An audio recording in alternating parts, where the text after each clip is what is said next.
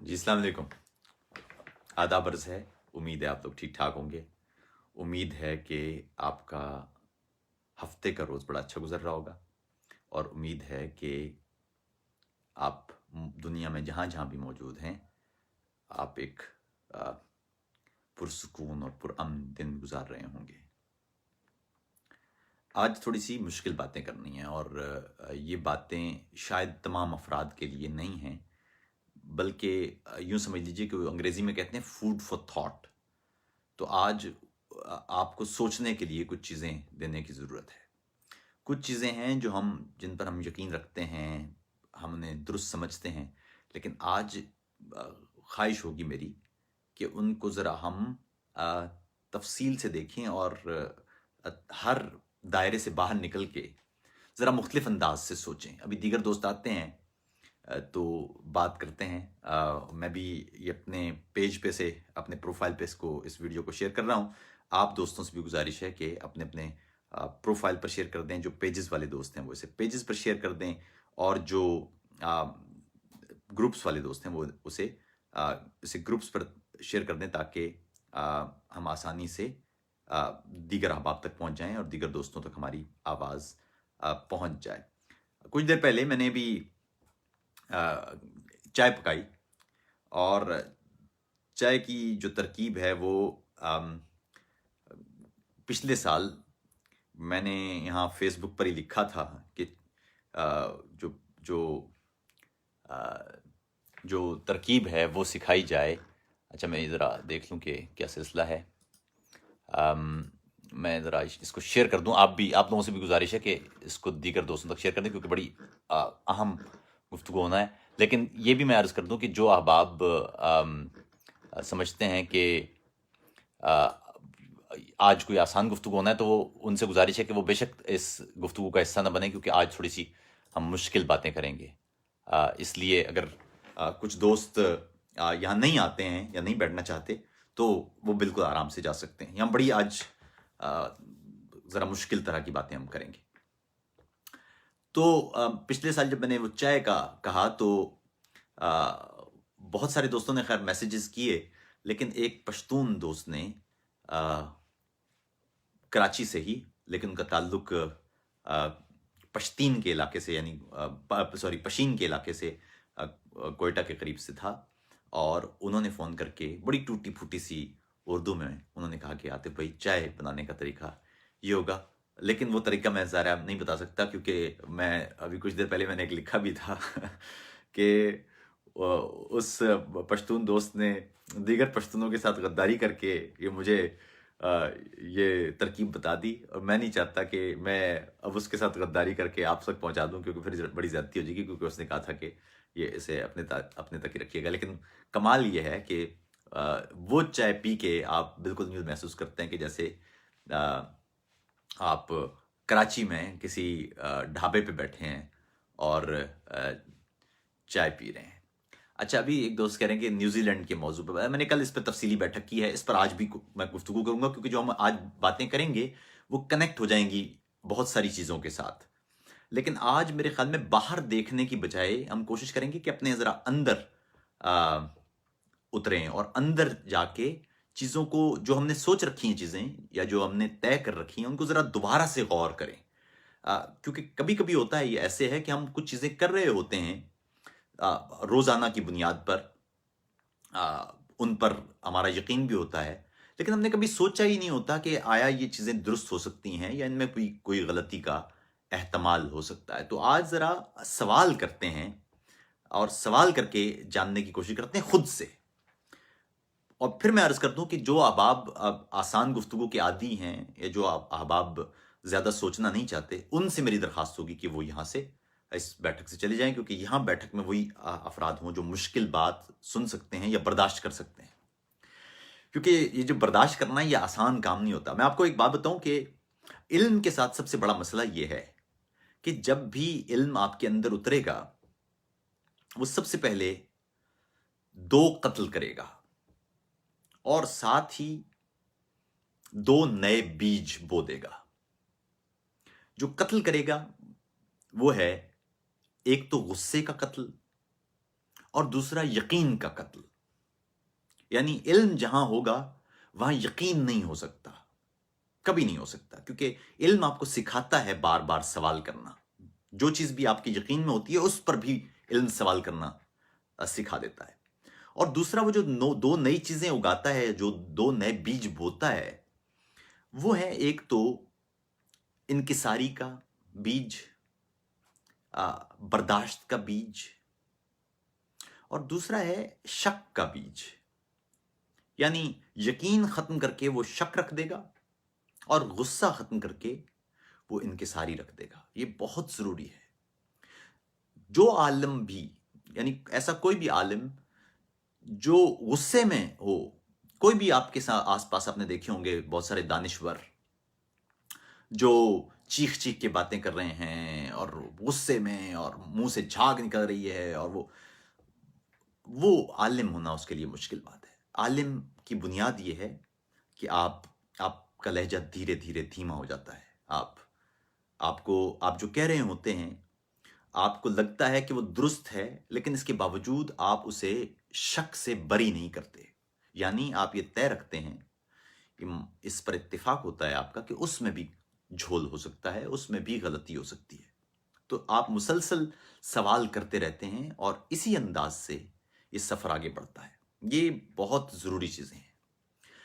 خیر، بہت سارے دوست آ چکے ہیں. میں دوبارہ درخواست کر دوں کہ جو بھی دوست یہاں موجود ہیں وہ اپنے اپنے پیجز پر اور پروفائلز پر اس ویڈیو کو شیئر کر دیں تاکہ دیگر آپ آن بیٹھیں. اور ساتھ ہی میں پھر درخواست کرتا ہوں کہ وہ لوگ جو آسان گفتگو کے عادی ہیں وہ اب یہاں سے چلے جائیں، کیونکہ مشکل باتیں آج ہم کرنے والے ہیں.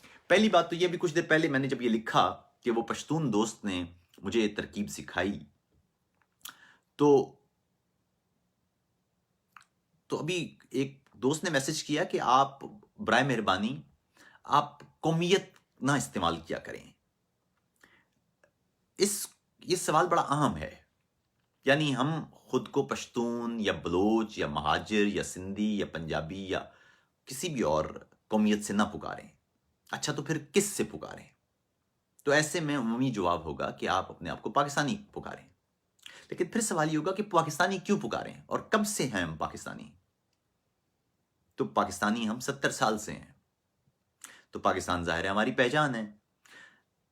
تو کیا یہی پہچان ہماری حتمی پہچان رہی ہے؟ ایک تو یہ چیز سمجھ لیجئے کہ دنیا میں مختلف ممالک ہیں. ان کی دو قسم کے ممالک کیوں سمجھ لیجئے کہ ہیں. ایک تو وہ ممالک ہیں جہاں پر ایک ہی قوم آباد ہے.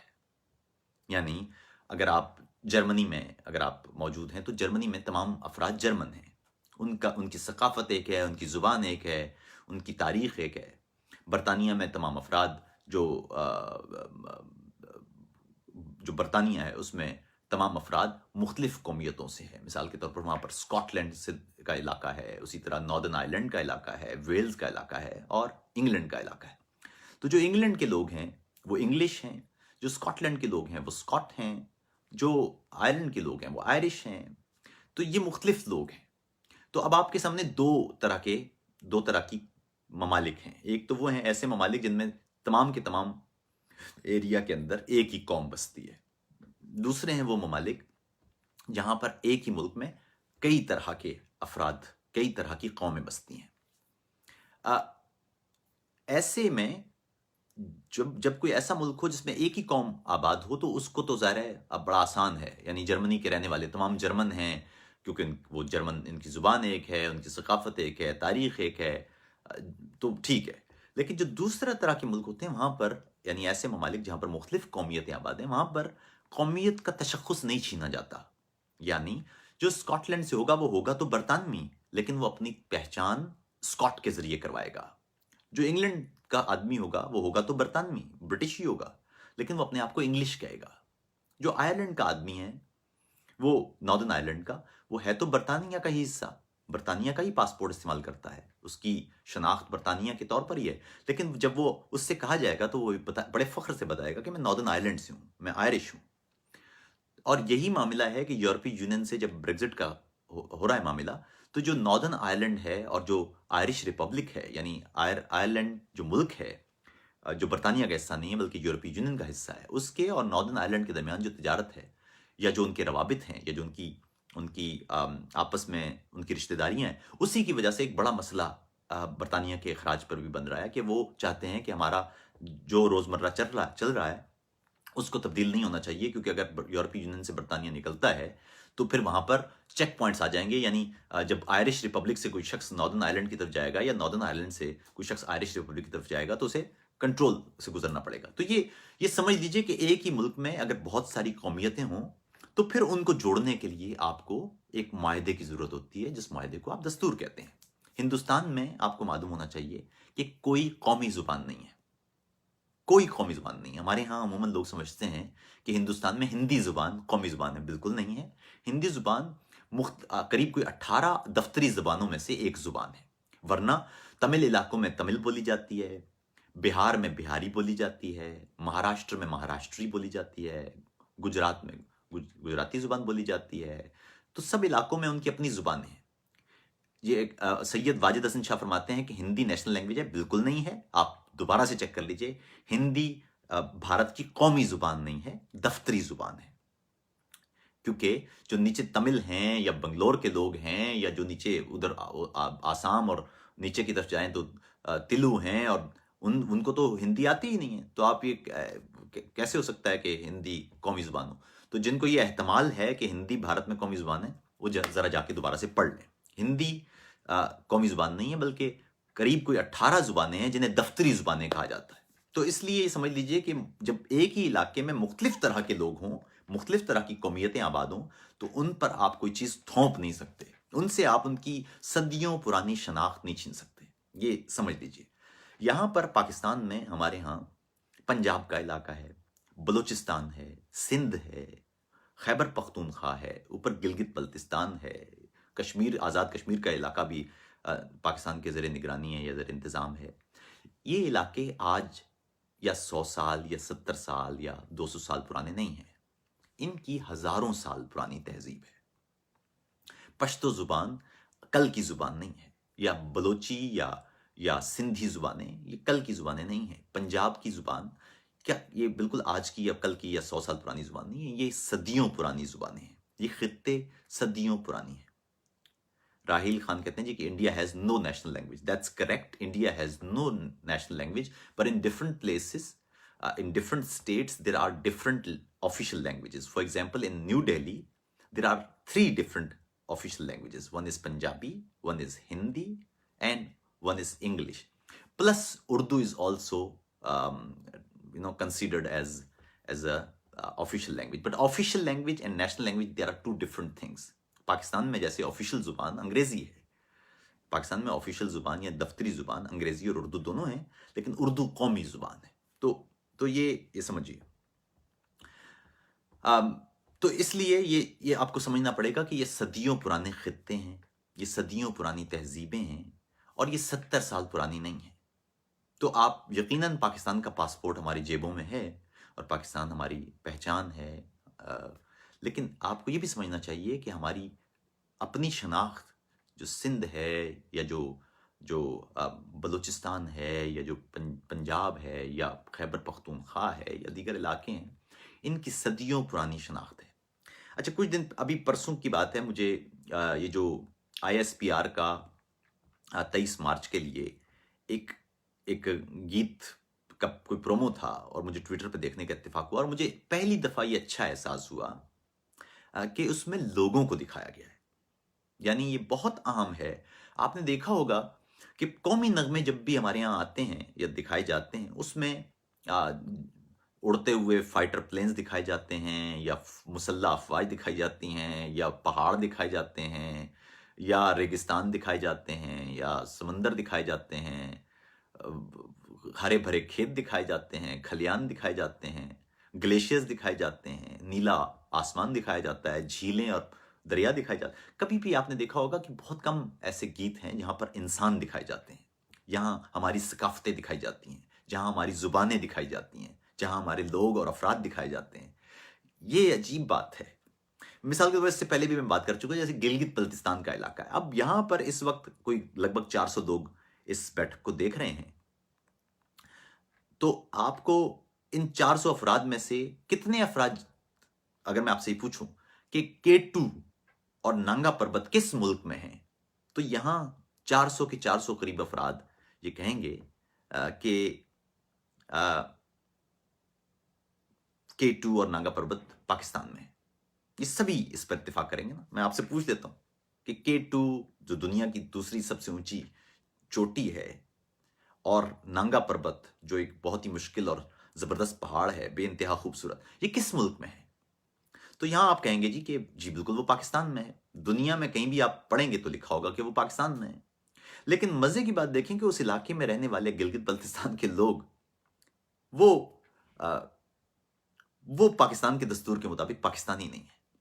تو اس سے یہ اندازہ لگا لیجئے کہ ہم پاکستان ہم یعنی علاقہ تو ہم لینے کو تیار ہیں، علاقے پر تو ہم قبضہ کرتے کو تیار ہیں، علاقہ تو ہم اپنا سمجھتے ہیں، لوگ اپنے نہیں سمجھتے، اور یہ سوچ ہمیں بدلنے کی ضرورت ہے۔ یہ سوچ بہت ضروری ہے۔ خطہ امپورٹنٹ نہیں ہے، یہ اہم ترین بات یہ ہے کہ وہاں کے لوگ امپورٹنٹ ہیں۔ وہاں کے لوگ اگر آپ کے ساتھ ہیں، ان کے دل اور دماغ آپ کے ساتھ جڑے ہوئے ہیں۔ انگریزی میں کہتے ہیں نا کہ winning the hearts and minds, تو لوگوں کے دل اور دماغ اگر ریاست کے ساتھ جڑے ہوتے ہیں تو پھر ریاست خود بہت اپنے پیروں پہ کھڑی ہوتی ہے۔ ابھی ایک دوست نے سوال کیا کہ کیا پاکستانی ایک قوم ہے؟ یہ بڑا مشکل سوال ہے۔ آپ کو یہ سمجھنا چاہیے کہ پاکستانی، جب ہم پاکستانی قوم کا لفظ استعمال کر رہے ہیں، اس قوم کی تاریخ صرف 70-73 سال پرانی ہے، 72 سال پرانی ہے۔ 1947 سے پہلے پاکستانی قوم کا کوئی تصور نہیں ہے۔ لیکن آپ کو یہ بھی معلوم ہونا چاہیے کہ اس علاقے میں رہنے والی قومیں 70-73 سال پرانی نہیں ہیں۔ اس علاقے میں رہنے والی قومیں ہزاروں سال پرانی ہیں۔ وہ غالباً ولی خان کا ایک جملہ ہے کہ میں 5000 سال سے پشتون ہوں، 1400 سال سے مسلمان ہوں، اور 60-70 سال سے پاکستانی ہوں۔ تو یہ سمجھنے کی ضرورت ہے۔ تو اب معاملہ یہ کہ پاکستان کوئی نیشن سٹیٹ نہیں ہے، یعنی ایک قوم نے یہ ملک نہیں بنایا ہوا، بلکہ کئی قوموں نے جڑ کے یہ ملک بنایا ہے۔ اس لیے پاکستانی قوم کا لفظ استعمال کرنے کے لیے، جب بھی آپ پاکستانی قوم کا لفظ استعمال کریں گے تو آپ کو معلوم ہونا چاہیے کہ پاکستانیت کا تصور صرف دستور سے قائم ہے۔ اگر اس دستور کے مطابق تمام علاقوں، تمام صوبوں، تمام زبانوں، تمام رنگوں، نسلوں، ان سب کو برابر کے مساوی حقوق ہم دیں گے، مساوی مواقع دیں گے، جنس کی تفریق کے بغیر، رنگ کی، نسل کی یا قومیت کی تفریق کے بغیر ہم ان سب کو برابر دستور کے مطابق چلائیں گے، تو خود بخود یہ احساس بڑھنا شروع ہو جائے گا کہ کوئی پشتون ہوگا، کہ کوئی بلوچ ہوگا، کہ کوئی سندھی یا پنجابی یا مہاجر یا کوئی بھی ہوگا، وہ اپنے آپ کو ریاست کے ساتھ جوڑنا شروع کر دے گا، اور اس سے اچھا لگے گا کہ اس کی ذاتی شناخت یا ہزاروں سال پرانی شناخت اپنی جگہ، اس کی محبت اور پیار اپنی جگہ، اس کا خلوص اپنی جگہ، وہ خون اپنی جگہ، لیکن وہ ریاست جو اس کو یہ پہچان دے رہی ہے، یا جو اس کی پہچان کو تسلیم کر رہی ہے اور اس کو عزت دے رہی ہے، وہ ریاست بھی اہم ہو جائے گی۔ یہ اہم بات ہے۔ امریکہ کی مثال آپ کے سامنے ہے۔ امریکہ میں فرانسیسیوں نے قبضہ کیا، ادھر ہسپانویوں نے قبضہ کیا، کچھ حصہ پرتگال کو بھی قبضے میں رہا، برطانیہ نے ایک حصے پہ قبضہ رکھا، تو اس طرح، اور اس کے بعد وہاں پر ریڈ انڈینز بھی تھے، تو ایک مختلف علاقوں میں وہ بٹا ہوا تھا۔ لیکن پھر وہاں پر ایک دستور کے تحت سب کو امریکی بنانے کی کوشش کی گئی، تو نتیجہ یہ ہے کہ وہ افراد جو کیلیفورنیا کے تھے اور ٹیکسس کا نام نہیں سننا چاہتے تھے، جو ٹیکسس کے تھے اور وہ نارتھ ڈیکوٹا کا نام نہیں سننا چاہتے تھے، وہ اپنے آپ کو دوسروں پر بھاری سمجھتے تھے یا برتر سمجھتے تھے، وہ پھر سب امریکی ہو گئے۔ لیکن یہ پورا ایک پروسیس ہے۔ یہ نہیں ہو سکتا کہ آپ لوگوں سے تو کہیں کہ آپ امریکی ہو جائیں، لیکن ریاست خود ان کو ایک طرح سے ٹریٹ نہ کرے، تو یہ ممکن نہیں ہوگا۔ تو اس لیے یہ سمجھ لیجئے، تو اس لیے اہم ترین بات یہ ہے کہ پاکستان یعنی پاکستانی قوم کا جو تصور ہے، اس کے نیچے یہ آپ کو نوشن رکھنا پڑے گی کہ پاکستان یک قومی ملک نہیں ہے، بلکہ کثیر القومی ملک ہے۔ پاکستانی قوم کا جو تصور ہے، اس کے اندر کئی قومیں آباد ہیں، اور ان قوموں کے کنسنٹ سے یا ان قوموں کے ارادے سے یہ ایک ملک کا یا ایک ریاست کا تصور پیدا ہوا ہے۔ اس کو آپ تبدیل نہیں کر سکتے۔ اگر آپ اس کو تبدیل کرنا شروع کریں گے اور جعلی تاریخ لکھنا شروع کریں گے کہ ہم شاید 47 سے پہلے موجود ہی نہیں تھے، یا ہماری گندھارا تہذیب یا ہڑپا تہذیب یا مونجڈورو تہذیب یا بلوچ تہذیب یہ تھی ہی نہیں، بلکہ یہ پیدا ہی اس وقت ہوئی ہیں جب پاکستان بنا ہے، تو پھر ہم تھوڑی سی زیادتی کریں گے۔ پھر ہم نے تاریخ کے ساتھ بڑے ظلم کیے ہیں۔ ہمارے ہاں تاریخ میں بھی ملتا ہے کہ پاکستان اس وقت بن گیا تھا، یہ خام ہم اپنی تاریخ کو 47 سے پہلے لے جانے یا اس کو بڑا کرنے کے لیے یا اس کو ایگزیجریٹ کرنے کے لیے یہ جملے بازیاں کی جاتی ہیں اور پھر بچوں کو بتا دیا جاتا ہے کہ یہ ایسا ہی ہے، یہی سچ ہے۔ ہمارے یہاں کہا جاتا ہے جی جب محمد بن قاسم آیا تھا تو پاکستان تب بن گیا تھا، ہمارے یہاں کہا جاتا ہے جی جو برِ صغیر میں پہلا ہندو مسلمان ہوا تھا تو پاکستان بن گیا تھا۔ یہ جملے بازیاں ہیں، یہ جملے بازیاں ہیں، یعنی ان کا کوئی تاریخی تو ان کا کوئی ویٹ نہیں ہے، ان کے تاریخی وزن کوئی نہیں ہے، اس لیے کہ ہندوستان میں تغلق بھی حکومت کرتے رہے، سوری بھی، ابدالی بھی، مغل بھی، اب غزنوی بھی، غوری بھی، سب لوگ حاکم رہے ہیں یہاں پر۔ اس وقت پاکستان کوئی نہیں تھا، حالانکہ مسلمان تو بہت ہو چکے تھے لوگ، تو اس لیے یہ جملے بازی تو اچھی ہے لیکن اس کا حقیقی تصور کوئی نہیں ہے۔ اور دوسری بات یہ کہ محمد بن قاسم نے اگر آ کے پاکستان بنا دیا تھا تو پھر محمد علی جناح ہمارے بانی پاکستان ہم پھر کیوں کہتے ہیں؟ تو یہ تاریخ جو ڈسٹارٹ کرنے کی کوشش ہے، اس کو روکنے کی کوشش کیجیے، اس پہ سوال کرنے کی ضرورت ہے۔ تو اس لیے یہ سمجھ لیجئے کہ جو قومیت ہے وہ قومیتیں موجود ہیں۔ مثال کے طور پر میں پنجابی ہوں، میری ایک تہذیب ہے، میری ایک زبان ہے، میری ایک ثقافت ہے، آپ وہ مجھ سے نہ چھینیں۔ اسی طرح پشتون ہیں یا سندھی ہیں یا مہاجر ہیں یا بلوچ ہیں اور کشمیری ہیں یا گلگت بلتستان کے لوگ ہیں، ان کی تہذیب بہت پرانی ہے۔ یہ خطہ، جس خطے کو ہم پاکستان کہتے ہیں، یہ دنیا کے وہ ان عظیم خطوں میں سے ایک ہے جسے یہ فیض حاصل ہے یا اعزاز حاصل ہے کہ دنیا کی قدیم ترین تہذیبیں یہاں اس خطے کا حصہ ہیں۔ ہمارا فخر اس بات پہ ہونا چاہیے کہ ہم دنیا کے اس خطے پر آباد ہیں، انڈس، اس خطے پر آباد ہیں جس نے دنیا کی قدیم ترین تہذیبیں دیکھی ہیں۔ یہاں ہڑپا بھی ہے، یہاں گندھارا بھی ہے، یہاں موئنجو ڈرو بھی ہے، یہاں قدیم تہذیبیں ہیں۔ اس مٹی کو تو آپ کھودتے ہیں تو اندر سے معلوم چلتا ہے کہ ہزاروں سال پہلے یہاں پر ایک عظیم تہذیب گزر چکی ہے۔ موئنجو ڈرو کی مثال یوں لے لیجئے کہ موئنجو ڈرو کو آج بھی دنیا کی قدیم ترین تہذیبوں میں ایک شمار کیا جاتا ہے۔ آپ کو یہ بھی معلوم ہونا چاہیے کہ انسانی تاریخ جب ہم دیکھتے ہیں تو انسان پہلے تو شکار کیا کرتے تھے، کچھ 10-12 ہزار سال پہلے ہم نے کھیتی باڑی شروع کی۔ اس سے پہلے تو انسانوں کا کوئی تہذیب اس طرح سے بنتی نہیں تھی، چھوٹے چھوٹے قبیلے ہوا کرتے تھے۔ اس پر میں بھی تفصیل سے بات کروں گا، بڑی مشکل بات ہے اور یہ سمجھنا ضروری ہے تاکہ ہمیں قوم کا تصور بھی سمجھ آئے۔ تو آپ کو معلوم ہونا چاہیے کہ اس دور میں 10-12 ہزار سال پہلے جو علاقے بسے ہیں ان میں ہمارا علاقہ بھی شامل تھا۔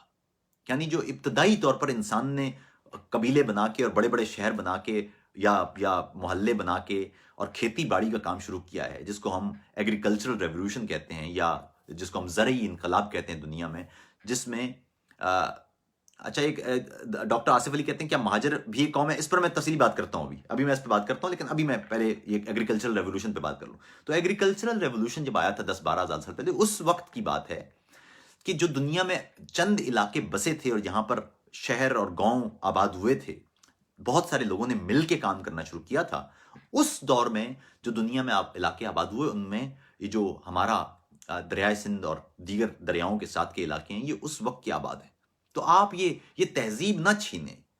ہمیں اس بات پر فخر ہونا چاہیے کہ ہم پرانی تہذیب ہیں۔ یہ عام کیوں ہے کہ 10,000 سال پہلے ہم مسلمان تھے یا نہیں تھے، یا 20,000 سال پہلے ہم مسلمان، اس وقت تو اسلام بھی نہیں تھا 10,000 سال پہلے۔ تو اس دور آپ اپنی تہذیب کو، اپنی ثقافت کو سیلیبریٹ کریں۔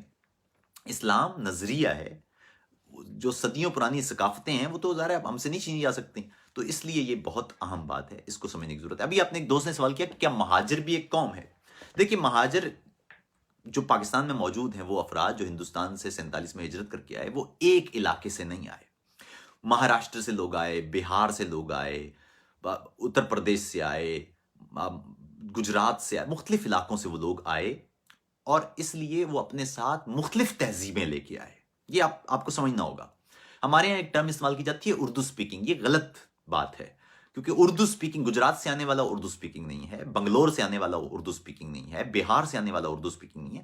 یہ کئی زبانیں ایک ساتھ لے کے یہ پاکستان میں آئے، اور مزے کی بات یہ کہ اس وقت جو پاکستان، جن علاقوں کو ہم کہتے تھے، یعنی مشرقی پاکستان اور مغربی پاکستان یا بنگال اور ادھر دیگر جو علاقے تھے، ان میں جو سب سے زیادہ پڑھے لکھے لوگ تھے وہ یا تو بنگال کے لوگ تھے یا یہ لوگ تھے جو ہندوستان سے ہجرت کر کے یہاں آئے تھے۔ تو بہت ہی اہم तहजीब है ये, और ये अपने साथ इल्म लेके आए थे। इसलिए, और जब यहाँ पर आए ये, तो उस वक्त इनकी शनाख्त के लिए मुख्तलिफ अल्फाज इस्तेमाल होते रहे। कोई इनको हिंदुस्तानी कहता रहा, हमने कराची में मटरूवे भी सुना, हमने पता नहीं बहुत बहुत से लफ्ज़ होते हैं। लेकिन इस बीच में इन्होंने अपनी पहचान के लिए अपने लिए महाजर का लफ्ज़ इस्तेमाल किया। मज़े की बात है, ये जो महाजर का लफ्ज़ है ये भी इन्होंने शुरू नहीं किया, ये अय्यूब खान के दौर में इनके लिए महाजर का लफ्ज़ इस्तेमाल हुआ था हुकूमती डॉक्यूमेंट्स में।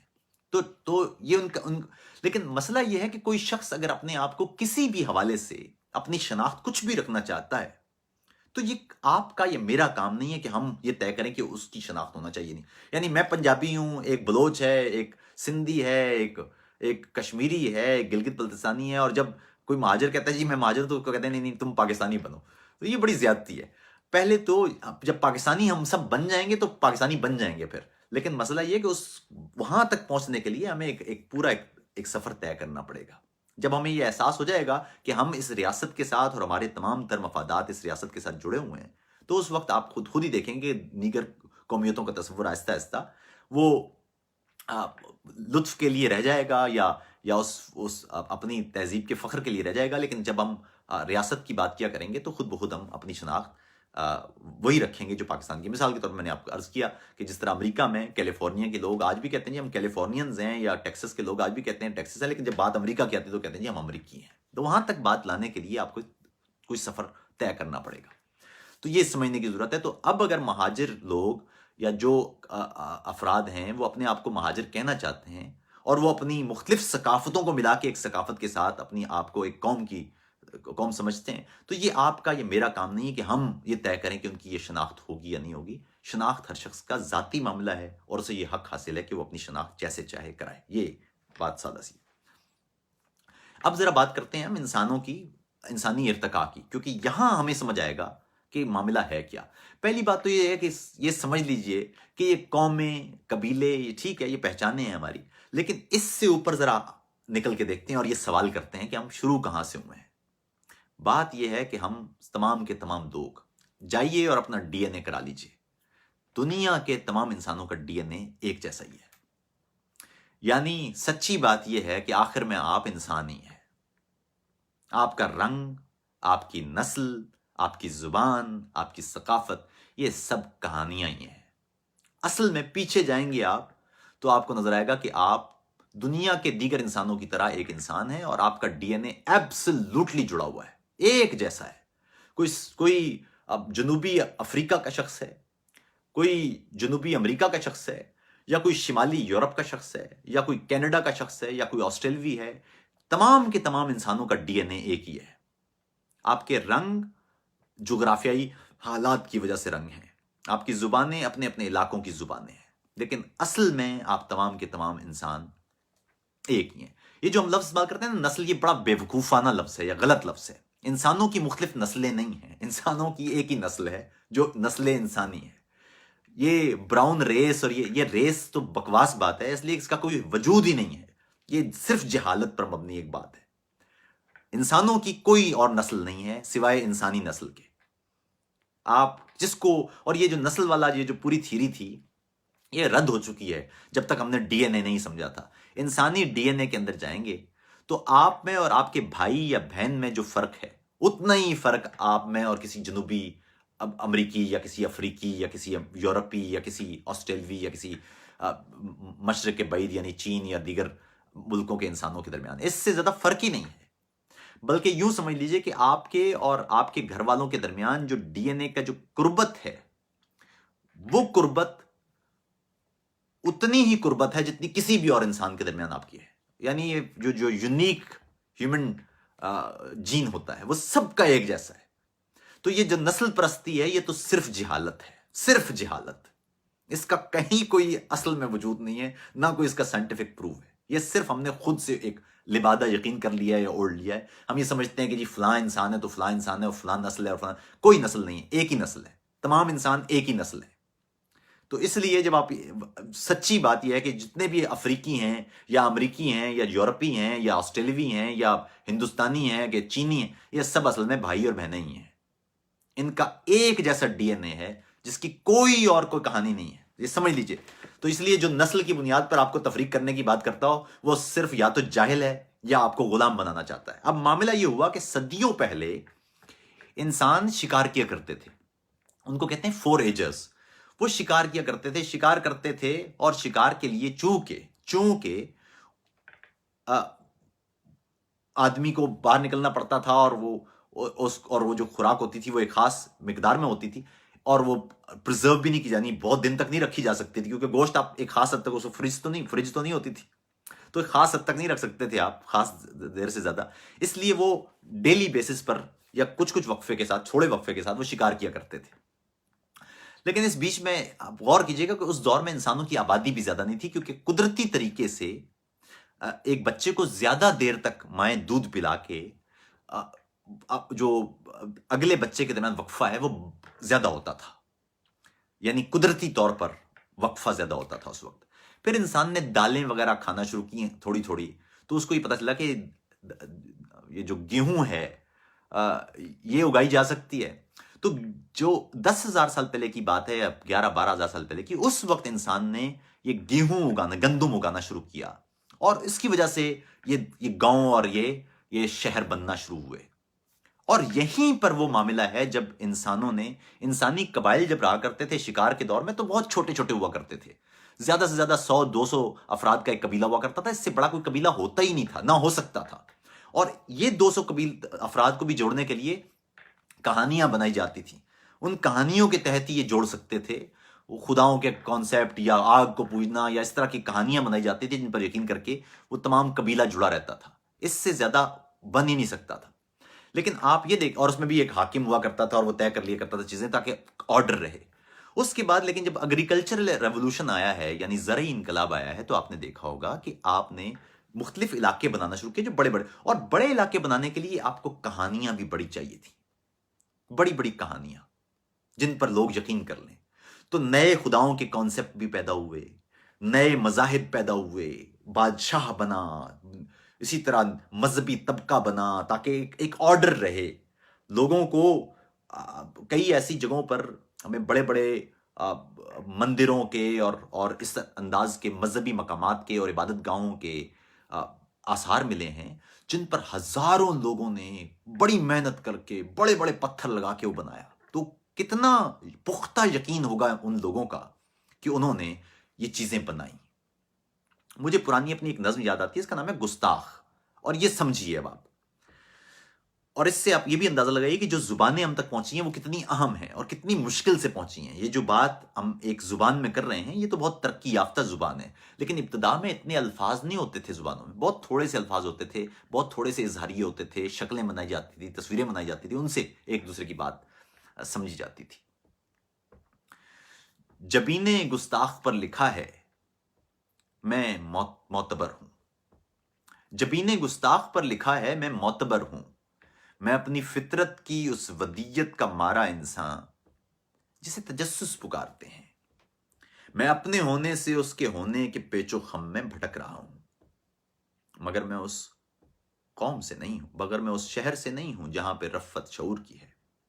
جبین گستاخ پر لکھا ہے میں معتبر ہوں، میں اپنی فطرت کی اس ودیت کا مارا انسان جسے تجسس پکارتے ہیں، میں اپنے ہونے سے اس کے ہونے کے پیچ و خم میں بھٹک رہا ہوں، مگر میں اس شہر سے نہیں ہوں جہاں پہ رفت شعور کی ہے، جہاں سوالات معتبر ہیں۔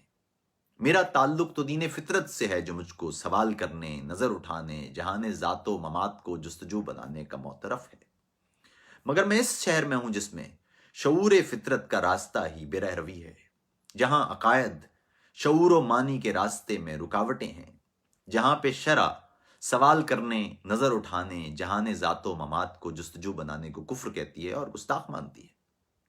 یہ عہد بدقسمتی ہے شاید، یہ عہد بدقسمتی ہے شاید، زباں اسے بھی ہے اب میسر جو حرف و معنی سے بے خبر ہے، جسے زباں کی پیچیدگی کا احساس تک نہیں ہے۔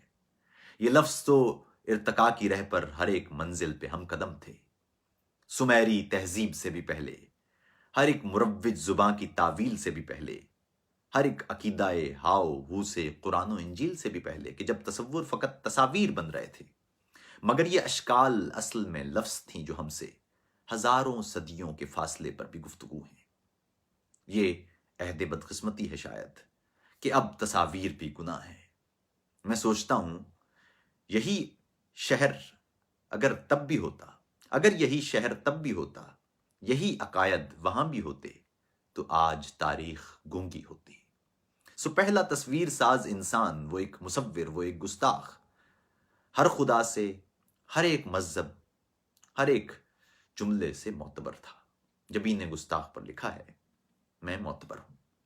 تو اس انداز سے انسان نے لفظ جوڑنا شروع کیے، شکلیں بنانا شروع کیں، بات کرنا شروع کی، اور رفتہ رفتہ زبانیں بنتی چلی گئیں۔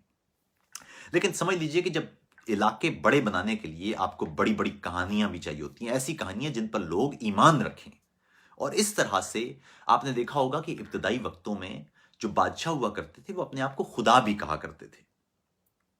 آپ غور کیجئے کہ جتنے بھی پرانے وقتوں میں بادشاہ تھے وہ بیک وقت خدا بھی تھے، وہ اپنے آپ کو خدا بھی قرار دیا کرتے تھے، اور وہی خود ہی مذہب طے کیا کرتے تھے۔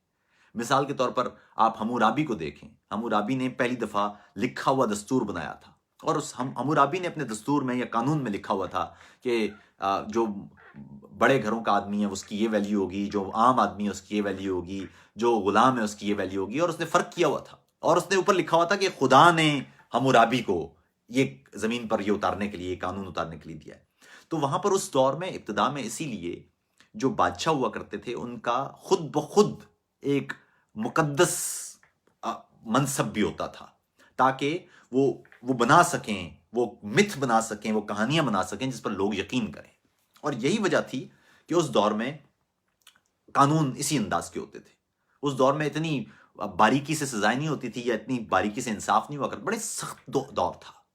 یعنی جو غریب آدمی، ہم یہ سمجھے تھے کہ گندم آئے گی تو لوگ، گندم کے آنے سے انسان کی آبادی بڑھنا شروع ہو گئی۔ اس کی وجہ یہ تھی کہ لوگ گھر پر ہی رہتے تھے، وہیں گندم کی وجہ سے وہ پورا ان کو سال کام کرنا پڑتا تھا، کھیت بنانا، وہاں تک پانی لانا، اور اسی وجہ سے انسانوں کی آبادیوں میں بھی اضافہ ہوتا چلا گیا۔ انسان کو لگا کہ وہ زیادہ محنت کرے گا تو زیادہ گندم آئے گی، زیادہ گندم آئے گی تو حشاش بشاش زندگی گزارے گا، آرام کی زندگی گزارے گا۔ اس نے دیکھا کہ زیادہ اس کے بچے بھی ہو رہے ہیں، جو پہلے اس کو پتہ نہیں تھا، اس کو معلوم بھی نہیں تھا، اور اس کے بچوں میں ایک وقفہ ہو جاتا تھا، لیکن بعد میں اس نے دیکھا کہ وہ وقفہ کم ہوتا چلا گیا ہے، بچے زیادہ ہو رہے ہیں۔ اسے لگا کہ یہ بہت اچھا ہے، زیادہ مدد ہو سکے گی، زیادہ کھیت آئیں گے، زیادہ لوگ کام کریں گے، اور گندم آئے گی۔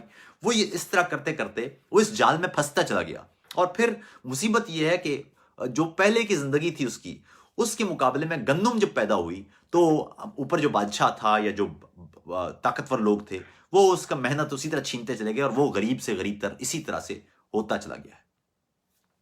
تو اس انداز سے لوگوں نے اپنے آپ کو خدا بنا کے پیش کرنا شروع کیا، بادشاہ اور طاقتور، اور اس انداز سے معاشرے میں ایک خاص نظم یا خاص انتظام لانے کی کوشش کی گئی، اور اپنے جو بڑے لوگ تھے، جو طاقتور لوگ تھے انہوں نے، اور دانشور اس انداز کے لوگ، انہوں نے اپنے جو دوسروں کی محنت ہے اس پر رہنا شروع کیا۔ اس انداز سے ہی یہ معاشرہ چلتا رہا ہے انسانیت کا۔ تو آپ کو یہ سمجھ میں آنا چاہیے، اسی انداز سے ہم آگے بڑھتے چلے گئے ہیں، اور آج تک جو غریب کا یا جو مزدور کا استحصال ہے وہ اسی انداز سے، اور مارکس کی جو تھیری تھی وہ یہی تھی کہ مزدوروں کو، غریبوں کو کس انداز سے ان کا فیئر شیئر دینا چاہیے۔ تو یہ سمجھ لیجیے۔ اب اگلی بات یہ ہے، میں نے گزشتہ روز لکھا تھا جب یہ نیوزی لینڈ میں واقعہ پیش آیا، کرائسٹ چرچ میں ایک دو مسجدوں میں فائرنگ کر کے بہت سارے نمازیوں کو شہید کرنے کا، تو اس وقت میں نے لکھا تھا کہ دنیا میں، اور اس پہ میں پہلے بھی بات کر چکا ہوں، دنیا میں ہمیں معلوم بھی نہیں ہے، ہم نے یہ جملہ سنا ہوگا کہ دہشت گرد کا کوئی مذہب نہیں ہوتا۔ میرے خیال میں یہ بات ٹھیک نہیں ہے۔ دنیا میں جتنی بھی دہشت گردی ہوتی ہے اس کے پیچھے ایک نظریہ ہوتا ہے۔ یہ الگ بات ہے کہ کبھی دہشت گرد اسلام کا نظریہ استعمال کرتا ہے، کبھی دہشت گرد مسیحیت کا نظریہ استعمال کرتا ہے، کبھی دہشت گرد لادینیت کا نظریہ استعمال کرتا ہے، کبھی دہشت گرد مارکسزم کا نظریہ کوئی بھی ہوتا ہے ضرور۔ کل جس نظریے پر قتل کیا گیا نیوزی لینڈ میں لوگوں کو، وہ مسیحیت اور سفید فام نسل پرستی کا ایک نظریہ تھا، جس کے تحت وہاں پر 50 کے قریب انسانوں کو قتل کر دیا گیا، بچوں کو، خواتین بھی تھیں، بوڑھے بھی تھے، بغیر لحاظ کیے۔ تو یہ ایک نظریہ اس کے پیچھے بھی تھا۔ تو نظریہ ہر بار یہ کہہ رہے ہیں نا دہشت گرد کا کوئی مذہب نہیں ہوتا، نہیں، دہشت گرد کا، ہر دہشت گرد کا کوئی نہ کوئی مذہب ضرور ہوتا ہے. یہ ہم کہہ دیتے ہیں کہ جی دہشت گرد کا کوئی مذہب نہیں ہوتا. دہشت گرد کسی نہ کسی نظریے سے ہی طاقت لے کے بڑے اطمینان سے وہ مار سکتا ہے. تشدد پر اطمینان کیسے ہو سکتا ہے؟ آپ جب تشدد کر رہے ہوں اور آپ کو اطمینان ہو کہ میں ٹھیک کام کر رہا ہوں، اس کو مر جانا چاہیے. اسلامک اسٹیٹ کے لوگ جب عزتی خواتین اور بچیوں کو بیچ رہے تھے انہیں ملال نہیں ہو رہا تھا. بوکو حرام کے دہشت گرد جب اسکولوں سے 400 بچیوں کو اغوا کر رہے تھے انہیں کوئی دکھ نہیں ہو رہا تھا. صومالیہ میں الشباب کے دہشت گرد پچھلے ہفتے جب ایک ہوٹل میں گھس کے وہاں لوگوں کو ذبح کر رہے تھے ان کو کوئی دکھ نہیں ہو رہا تھا. وجہ کیا ہے؟ وجہ یہ ہے کہ ان کے نظریے کے مطابق یہ ٹھیک تھا. تو یہ دہشت گرد مختلف نظریات سے، مختلف مذاہب سے اپنی مرضی کی تشریحات کے مطابق وہ خیالیہ گھڑ لیتے ہیں جس کے تحت دوسرے انسان کے خلاف تشدد آسان ہوتا ہے، کوئی دکھ نہیں ہوتا. اچھا، ایک سوال یہ کہ کیا لیکن دہشت گردی کو اسلام سے کیوں جوڑا جاتا ہے؟ یہ ایک بہت ہی خوفناک کام ہے جو ہوتا رہا ہے. 9/11 کے بعد، 9/11 کے حملوں کے بعد امریکہ نے جو دہشت گردی کے خلاف جنگ شروع کی اس میں کانسیپٹ یہ پیش کیا گیا کہ دنیا میں 1.5 ارب جتنے بھی مسلمان ہیں یہ سب دہشت گرد ہیں. شاید ہر وہ شخص جس کی داڑھی ہوگی، جس کا رنگ سانولا ہوگا، وہ دہشت گردی ہوگا. یہ کانسیپٹ دیا گیا. میڈیا بھرپور کردار ادا کرتا رہا ہے اس میں. یعنی کوئی شخص ہے وہ مسلمان ہے تو ضرور ہے کہ وہ دہشت گردی ہوگا. یہ کانسیپٹ اس طرح سے اور میں نے اس سے پہلے بھی کہا تھا پاکستان میں دیکھیے ہم نے کیا کانسیپٹ بنایا تھا دہشت گردی کا. دہشت گرد تو بلوچ بھی تھے، دہشت گرد تو پنجابی بھی تھے، جنوبی پنجاب میں دہشت گردوں کے بڑے بڑے مراکز تھے، سندھ میں دہشت گرد موجود تھے، کشمیر میں موجود تھے. لیکن ہم نے کانسیپٹ یہ بنایا تھا کہ جو دہشت گرد ہوتا ہے وہ ایک پشتون ہوتا ہے. یہ مشرف نے امریکہ سے دیکھ کے یہ کانسیپٹ ہمارے یہاں رکھ دیا تھا. آج بھی دہشت گرد کا کوئی نمونہ پیش کرتے ہیں تو کہتے ہیں جی پشتون ہوگا، وہ پٹھان ہوگا، دہشت گرد ہوگا. یہ کانسیپٹ اس طرح سے میڈیا کے ذریعے بنا دیے جاتے ہیں، ان کا حقیقت سے کوئی تعلق نہیں ہوتا لیکن لوگوں کے دماغوں میں یہ پروپیگنڈا کے ذریعے ڈال دیے جاتے ہیں. دنیا بھر میں بین الاقوامی میڈیا کیا اور دیگر میڈیا کیا، ہر میڈیا نے یہ طے کیا کہ مسلمان کا کانسیپٹ ہوگا کوئی دہشت گرد کا. اس سے نتیجہ یہ نکلا کہ شدت پسندی میں اور اضافہ ہوا. اس سے نتیجہ یہ نکلا کہ 9/11 کے بعد القاعدہ یا جو بھی 9/11 کے حملوں میں ملوث تھی وہ دہشت گرد تھے. چلو ٹھیک ہے، دہشت گرد تھے، گنتی کے لوگ تھے، لیکن ان کو کے خلاف کوئی انسدادی ترکیب کرنے کی بجائے طالبان کے خلاف اس وقت انسدادی تراکیب شروع کر دی گئیں. اور پھر وہ جو حملہ تھا وہ شدت پسندی کے خلاف جنگ اور دہشت گردی کے خلاف جنگ، اور پھر اس کی تباہی دیکھی آپ نے. اور شدت پسندی میں کہاں کمی ہوئی؟ جو 9/11 کے وقت شدت پسندی سے، اس سے تو بہت زیادہ شدت پسندی آگے پیدا ہو گئی. تو یہ اسلام کو اس کے ساتھ جوڑنا، خاص طور پر اسلام کو اس طرح، اس کا فائدہ دہشت گردوں کو زیادہ ہوا ہے، باقی تو کسی کو نہیں ہوا. اسی طرح آپ اگر غور کریں تو دیگر مذاہب کے لوگ بھی، اب آپ کچھ عرصے پہلے کی بات ہے، آئرلینڈ میں مسیحیوں یعنی پروٹسٹنٹ مسیحیوں اور کیتھولک مسیحیوں کے درمیان خون کی ہولی جاری رہی ہے. مڈل ایجز میں جائیں تو یہاں پر پروٹسٹنٹس اور کیتھولکس نے ایک دوسرے کو کس طرح سے ذبح کیا ہے. اسی طرح پیچھے چلے جائیں تو یہودیوں نے کس طرح لوگوں کو مارا ہے. اور اس کے بعد پھر یہاں پر جدید معاشرے میں جائیں تو اس طرح جو ہٹلر اور اس طرح کے جو قوم پرست تھے انہوں نے یہودیوں کو کس طرح مارا ہے. تو یہ دنیا میں نسل کی بنیاد پر یا رنگ کی بنیاد پر خود ساختہ طور پر انسانوں میں فرق کر کے انسانوں کو قتل کیا جاتا رہا ہے. تو میں نے کچھ دیر پہلے جب لکھا تھا کہ نفرت خود ایک مذہب ہے، اس پر میں نے ایک وی لاگ پہ بھی بات کی تھی، وہ میں تھوڑی سی بات کرنا چاہوں گا آپ سے، وہ بہت ضروری ہے. اور یہ بات میرے خیال میں زیادہ سے زیادہ آپ تک آپ کی ذمہ داری ہے کہ پہنچائیں. دنیا کے تمام مذاہب میں وہ افراد موجود ہیں جن کا اصل میں اس مذہب سے کوئی تعلق نہیں ہوتا بلکہ ان کا تعلق ایک اور مذہب سے ہوتا ہے، اور وہ ہے نفرت کا مذہب. نفرت خود ایک مذہب ہے جس کے پیروکار ہر مذہب میں موجود ہیں. ہندو مت کا کوئی ماننے والا بھی نفرت کا پیروکار ہو سکتا ہے، اسلام کا ماننے والا بھی نفرت کا پیروکار ہو سکتا ہے، مسیحیت کا ماننے والا بھی اصل میں وہ لباس تو اس نے مسیحیت کا پہنا ہوگا لیکن اندر وہ خدا اس کا نفرت والا ہوگا. تو انہوں نے خود خدا گھڑ لیے ہوں گے، خود ہی اپنی شرح بنا لی ہوگی، اور اس مذہب کے اندر ایک اور نفرت کا مذہب انہوں نے بنا لیا ہوگا جس کا مقصد یہ ہوگا کہ دوسرے انسانوں کو گھٹیا سمجھا جائے، تذلیل کی جائے، ان کو قتل کیا جائے، انہیں دنیا سے ہٹا دیا جائے.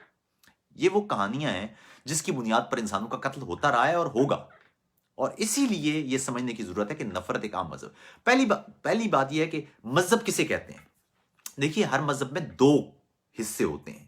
ایک حصہ ہوتا ہے بلیف کا یعنی یقین کا، دوسرا حصہ ہوتا ہے ایمان کا یعنی فیتھ کا۔ یہ جو یقین کا حصہ ہے یہ وہ حصہ ہے جس کے بہت سارے شواہد، بہت ساری چیزیں آپ کے پاس ہوتی ہیں اور آپ اسے دلیل کے طور پر استعمال کرتے ہیں، یعنی ایویڈنس آپ کے پاس ہوتی ہے کسی چیز پر یقین کرنے کی۔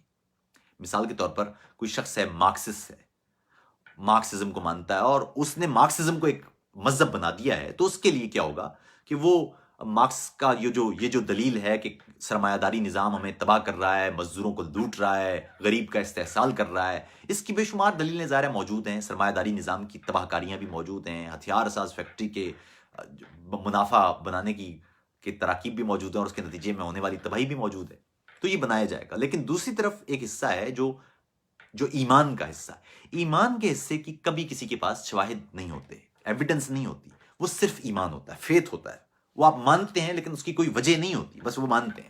مثال کے طور پر اگر ہم اللہ کو مانتے ہیں تو ہمارے پاس کوئی شواہد نہیں ہے، ہمیں کوئی ایویڈنس نہیں ہے، ہم اللہ ایمان کا حصہ ہے، ہم اسے ثابت نہیں کر سکتے، وہ ہماری ایمان کا حصہ ہے۔ اسی طرح اور نہ ہمیں ثابت کرنے کی ضرورت ہے کیونکہ وہ ایمان تو فیتھ ہوتا ہے، فیتھ کو ثابت تو نہیں کر سکتے، اس کی ایویڈنس نہیں ہوتی۔ خدا کی ایویڈنس آپ کہاں سے لائیں گے؟ کائنات مادے کی ہے، خدا ایک مادے سے ماورا چیز ہے، وہ نور ہے، تو آپ کائنات کے ڈائیمیٹر میں یا کائنات کے فریم میں اس کو لا نہیں سکتے۔ تو اس لیے وہ جو ہماری زبانیں ہیں یا جو ہمارے میٹافرز ہیں یا جو ہمارے شواہد ہیں یا جو ایویڈنسز ہیں یا جو ثبوت ہیں وہ کائنات کے اندر کے ہیں، اس لیے ہم ظاہر اس کو خدا پر منطبق نہیں کر پائیں گے۔ خدا اسی لیے کہتے ہیں، جو بڑے بوڑھے کہتے تھے کہ خدا کو انسان نہیں سمجھ سکتا، اس کی وجہ یہ ہے کہ انسان کا جو پیراڈائم ہے وہی چھوٹا ہے، عقلی چھوٹی ہے، عقل کائنات کے اندر کی ہے اور جو خالق ہے وہ کائنات سے باہر ہے۔ تو اس لیے ایمان کو آپ ثابت نہیں کر سکتے۔ تو اسی لیے اگر آپ کو مارکسسٹ ہوگا اور وہ یہ طے کر لے کہ مارکسزم ہی دنیا کی یا کائنات کی بہترین ترین فلسفی ہے اور یہی نظریہ ہے، اور اس کے نظریے کے باہر جو بھی شخص ہے وہ واجب القتل ہو جائے، تو اس کا نتیجہ یہ نکلے گا کہ وہ بھی نظریہ ایک مذہب بن جائے گا۔ اور اسٹالن کے دور میں ہم نے انسانیت کا استحصال پھر اس مذہب کی بنیاد پر دیکھا ہے۔ چین میں لادینیت دفتری مذہب ہے، یعنی آفیشل ریلیجن ایتھیزم ہے، لیکن اس ایتھیزم کی بنیاد پر انسانوں کا استحصال چین میں مختلف مذاہب کا جو ہو رہا ہے وہ بھی ہمارے سامنے ہے۔ اسی طرح ہٹلر کے دور میں نیشنلزم ایک مذہب بنا دیا گیا تھا، حالانکہ ہٹلر خود ایک مسیحی تھا، لیکن اس نے مسیحیت کو بالکل ایک طرف کر کے اس نے نیشنلزم کو یعنی قوم پرستی کو ایک مذہب بنا دیا تھا، اس نظریے کو ایک مذہب کی طرح اس نے پوجا۔ اس کے پاس ایویڈنس یہ تھی کہ وہ جو اس نے استعمال کی دلائل کے لیے کہ جی ہمارا استحصال ہو رہا ہے، جرمن قوم کا استحصال ہو رہا ہے، ہماری ایک تاریخ تھی، تہذیب تھی، ہم آج بھوکے مر رہے ہیں، یہ ہمارے پاس اس کے ثبوت ہیں۔ لیکن ایمان اس نے یہ بنا دیا کہ جرمن سب سے عظیم قوم ہے یا سب سے ان کی نسل سب سے بڑی ہے اور انہی کو زندہ رہنے کا حق ہے، اور باقی تمام جو غیر جرمن ہیں انہیں قتل کر دینا چاہیے۔ ہندوستانیوں کو مارا گیا، عربیوں کو مارا گیا، روسیوں کو مارا گیا، فرانسیسیوں کو مارا گیا، یہودیوں کو مارا گیا، ہر وہ نسل جو ان سے مختلف تھی اس کو قتل کیا جاتا رہا۔ تو قوم پرستی کو بھی ایک مذہب بنا کے اس نے انسانوں کا استحصال کیا۔ تو کوئی بھی نظریہ جسے آپ پوجنا شروع کر دیں گے، سوال نہ کریں، پوجنا شروع کر دیں، تو اس کو آپ استحصال کے لیے استعمال کر سکتے ہیں۔ گزشتہ روز میں نے کہا تھا کہ ہم نے جملہ سنا ہوگا اسلام امن کا مذہب ہے۔ سچی بات یہ ہے کہ اسلام نہ امن کا مذہب ہے نہ تشدد کا مذہب ہے، اسلام ایک مذہب ہے، اس سے آپ جو چاہیں کام لے سکتے ہیں۔ جو دہشت گرد ہوگا اس کے اندر سے وہ اپنی تشریحات نکال کے اپنی من مانی باتیں کر کے اسے تشدد کے لیے استعمال کرے گا۔ جو ہماری طرح کا یا ہمارے ماں باپ کی طرح کا جو پیار محبت کرنے والا شخص ہے وہ اسی اسلام سے لائے گا اور وہ ہمیں محبت کی چیزیں بتا دے گا۔ لیکن اسلام بالکل ایک مذہب ہے جس کو آپ لوگ اپنی مرضی سے استعمال کر لیتے ہیں۔ اچھا، اور کسی بھی نظریے کو استعمال کیا جا سکتا ہے۔ گزشتہ روز اس نے مسیحیت کا اور نسل پرستی کا نظریہ استعمال کیا اور کرائسٹ چرچ میں مسلمانوں کو قتل کر دیا۔ صومالیہ میں ایک ہفتے پہلے الشباب نے جو وہاں پر ایک ہوٹل میں حملہ کیا، وہاں پر مسلمانوں اور دیگر کو غیر مذہب کے علاقے غیر مسلم قرار دے کے وہاں قتل کر دیا۔ عراق میں ہم نے دیکھا کہ جو اسلامک اسٹیٹ کے دہشت گرد تھے انہوں نے مسلک کی بنیاد پر اور نسل کی بنیاد پر اور مختلف مذہب کی بنیاد پر وہاں اس نے ازدیوں کو قتل کیا۔ پاکستان میں جو تحریک طالبان پاکستان کے لوگ تھے انہوں نے ہمیں غیر مسلم کہہ کے انہوں نے ہمیں مارنا شروع کر دیا۔ تو یہ تو دنیا میں کسی بھی نظریے کے ساتھ یہ کام کیا جا سکتا ہے، لیکن مسئلہ یہ ہے کہ نظریے سے اسلام میں سے یہ لوگ اپنی تشریحات نکال لیں گے उसी तरह किसी भी नजरिए में से ये अपनी मर्जी की तशरीहात निकाल के अपनी मर्जी का एक नया रिलीजन, नफरत का मजहब बना के और फिर उसको इस्तेमाल करेंगे। वरना इस्लाम ज़ाहिर है मजमूई तौर पर या मंबे के तौर पर वो कभी भी ये नहीं चाहेगा कि इंसानों के दरमियान कत्ल हो, इंसानों के खिलाफ तशद्दुद हो। उसी तरह कोई भी नजरिया ये बराह रास्त नहीं कहता कि उसको इंसानों के खिलाफ इस्तेमाल किया जाए। मैंने गुज़िश्ता रोज़ मिसाल भी दी थी आपको, ये एक हथौड़ी की। हथौड़ी के ज़रिए आप कील भी ठोक सकते हैं, घर की तामीर भी कर सकते हैं, घर में किसी दीवार पर तस्वीरें लटकाने के लिए वहाँ पर कोई स्क्रू भी ठोक सकते हैं, लेकिन उससे आप किसी शख्स का सर भी फाड़ सकते हैं, अपना अंगूठा भी पीस सकते हैं। तो इसमें उस हथौड़ी का कसूर नहीं होगा। हथौड़ी तो ज़ाहिर है वो एक चीज़ है, आपने तय करना है। इसी तरह इस्लाम का कसूर नहीं है कि आप दहशतगर्दी करते फिर रहे हैं, या ये पैगंबर का बयानिया नहीं था कि आप उसको दहशतगर्दी के लिए इस्तेमाल करें। ये आप काम कर रहे हैं। आपको एक हथौड़ी दी गई है जिससे आप तामीर का काम ले सकते हैं, लेकिन आप उससे अगर तखरीब का काम लेंगे तो हथौड़ी का तो कसूर नहीं होगा। अगर आपने हथौड़ी से अपना अंगूठा पीस लिया है तो आप हथौड़ी को तो बुरा नहीं कह सकते, हथौड़ी तो बेचारी हथौड़ी थी। तो इसलिए किसी भी नजरिए का कसूर नहीं है, नजरिए का इस्तेमाल आप कैसे करते हैं ये है अहम। बिल्कुल इस तरह जिस तरह जौहर है, एटम के जरिए आप जो रेडियो एक्टिविटी है उसको आप इलाज के लिए भी इस्तेमाल कर सकते हैं, उससे आप तवानाई भी हासिल कर सकते हैं, और उससे आप एटम बम भी बना सकते हैं। अब ये एटम का कसूर थोड़ी है कि आप उससे एटम बम बना रहे हैं। आप ये कहेंगे जी एटम का कसूर है, कि एटम से तो फिर तमाम चीजें एटम से ही बनी है।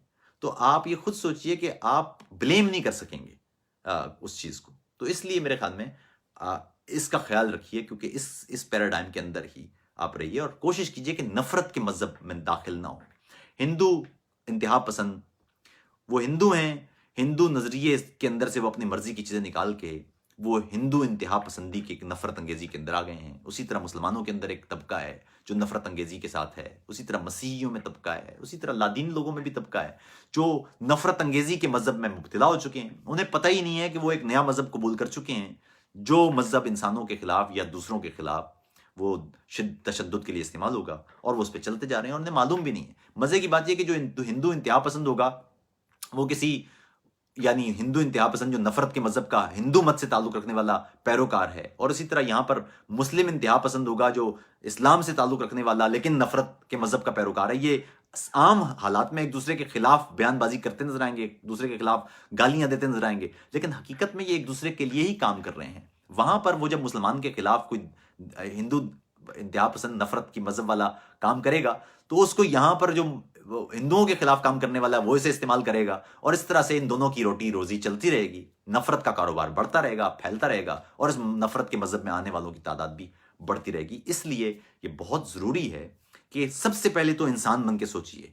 10-12 हज़ार साल पहले जाएंगे तो यहां पर ये सारे मजाहब भी नहीं होंगे। कोई उस वक्त आप रोजी रोटी के आपको चक्कर पड़े हुए थे, जब गंदम ढूंढ रहे थे हम, पानी के बहाव ढूंढ रहे थे हम, दरियाओं के किनारे हम बस्तियां आबाद कर रहे थे कि किसी तरह से हम गंदम उगा लें। उस बीच में हर इलाके में एक छोटा छोटा बादशाह हुआ करता था जो अपने आप को खुदा कहा करता था, नए कवानीन बनाता था और कहता था ये खुदाई कवानीन है। हम आग की पूजा करते फिरते थे, कभी समुद्रों की पूजा करते फिरते थे, कभी बारिशों की पूजा करते फिरते थे, कभी सूरज को खुदा मानते फिरते थे। लेकिन ये 10,000 साल पहले की बात है। इस 10,000 साल के अंदर आपने मुरव्विज नजरियात के तहत इंसानों को मुख्तलिफ खानों में बांट लिया है, और नफरत का हाल ये कर दिया है कि एक ही डीएनए से ताल्लुक रखने वाले, एक ही नस्ल के, असल में नस्ल इंसानी के लोग, वो एक दूसरे के खिलाफ इस हद तक आमादा हो गए हैं कि उनको नजरिए की बुनियाद पर वो कत्ल करने पर तैयार हैं। इसको रोकने की जरूरत है। अपने दरमियान फर्क के लुत्फ लीजिए। आप अगर पश्तून हैं, आप सिंधी हैं, आप पंजाब, इसको सेलिब्रेट कीजिए। यही डाइवर्सिटी, यही तनव्वो, ये खूबसूरती है हमारे मुख्तलिफ रंग, बालों के मुख्तलिफ रंग, हमारी आंखों के मुख्तलिफ रंग, वो यही तो खूबसूरती है। और यही तो हमें बता रही है कि कायनात एक मुसलसल इर्तिका और तफरीक को जिंदा रखने और उसका लुत्फ लेने और उसको मजीद बढ़ोती देने और नई चीजें तख्लीक करने का नाम है।